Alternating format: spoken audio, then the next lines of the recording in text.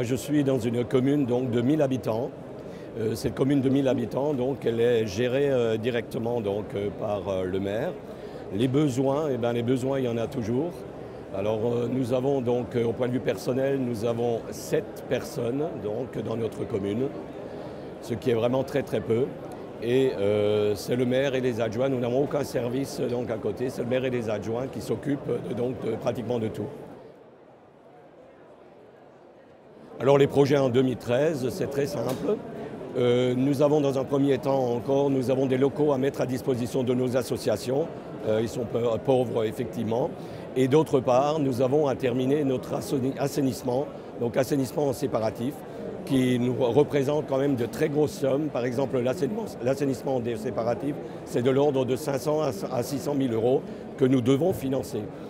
Et le financement, ça se fera effectivement dans le cadre de l'intercommunalité. Donc on revient au niveau de l'intercommunalité puisque nous sommes allés dans une grosse intercommunalité au 1er janvier 2012. Alors pourquoi nous sommes allés ? Tout simplement, il y avait une obligation, elle existe pour 2013, cette obligation. Nous avons fait le pas donc avant. Nous sommes partis d'une commune de 1000 habitants vers une intercom d'environ 105 000, 110 000 habitants à peu près. Et c'est une intercommunalité qui est effectivement, c'est notre bassin de vie donc, que nous avons choisi. Les dépenses de fonctionnement ont été très très réduites, effectivement. C'est-à-dire que nous favorisons surtout les dépenses d'investissement. Ça fait 5 ans maintenant que je suis à la tête de ma commune. Nous n'avons fait aucun emprunt. Donc je pense que la gestion elle est très très bien faite, d'après moi.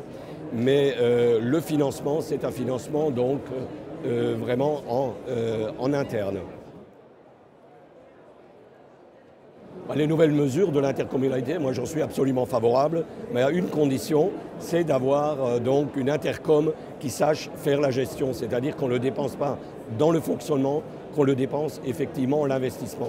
Or, dans l'intercommunalité où je suis rentré, pour 2013, nous avons pour 14 communes et 105 000 habitants à peu près, nous avons 17 millions d'euros en réserve pour justement les investissements. Ce qui veut dire que la gestion elle est très très bien faite par le président et naturellement par le bureau aussi.